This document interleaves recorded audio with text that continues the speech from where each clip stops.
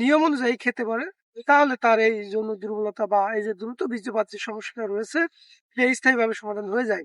বন্ধুরা, এছাড়াও আরো একটি ওষুধ রয়েছে দ্রুত বীর্যপাত সমস্যার সমাধানের জন্য। সেই ওষুধটির নাম হচ্ছে।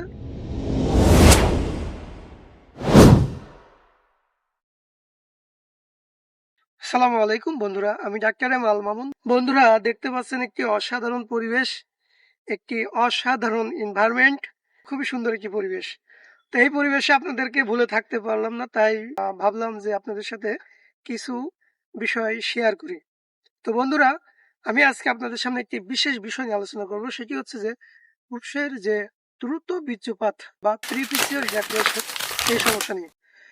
এই সমস্যার সমাধানের জন্য হোমিওপ্যাথির খুব সহজে অল্প কথায় ভালো কিছু ওষুধের কথা। মূলত প্রিমেচিউর ইজাকুলেশন একটি মানসিক ব্যাধি বলতে পারেন, বা প্রিমেচিউর ইজাকুলেশন মূলত একটি জটিল এবং কমন একটি রোগ। যে সকল যৌন রোগী রয়েছেন তাদের ভিতরে 95% সমস্যা হচ্ছে এই প্রিমেচিউর ইজাকুলেশন।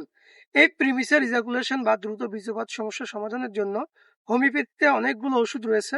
তবে তার ভিতর কিছু ওষুধ রয়েছে যে ওষুধগুলো খুবই কিংবদন্তি এবং খুবই ভালো কাজ করে থাকে। তার ভিতরে একটি ওষুধ হচ্ছে টাইটেনিয়াম মেটালিকাম 3x। এই টাইটেনিয়াম মেটালিকাম 3x যদি কেউ নিয়মিত নিয়ম অনুযায়ী খেতে পারে, তাহলে তার এই যৌন দুর্বলতা বা এই যে দ্রুত বীর্যপাত যে সমস্যাটা রয়েছে, এটা স্থায়ীভাবে সমাধান হয়ে যায়। বন্ধুরা, এছাড়াও আরো একটি ওষুধ রয়েছে দ্রুত বীর্যপাত সমস্যার সমাধানের জন্য। সেই ওষুধটির নাম হচ্ছে সালফার। সালফার ওষুধটি মূলত এই দ্রুত বীর্যপাত সমস্যার সমাধানের জন্য খুবই ভালো কাজ করে থাকে। তো প্রত্যেকটা রোগীর জন্য মূলত এই লক্ষণগুলোকে মিলিয়ে নিতে হবে। লক্ষণ যদি না মেলে, তাহলে পর আমরা যত ওষুধই খাই, কোনো ওষুধই সঠিক কাজ আসবে না।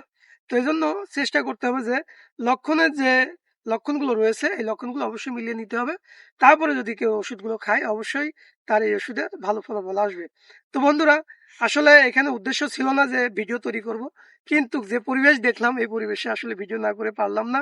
তো বন্ধুরা, আপনাদের সুস্বাস্থ্য কামনা করে আজকের মতন এখানে বিদায় নিচ্ছি। আগামীতে দেখা হবে নতুন কোনো ভিডিও নিয়ে। সে পর্যন্ত সকলে ভালো থাকবেন। আসসালামু আলাইকুম ওয়া রাহমাতুল্লাহ।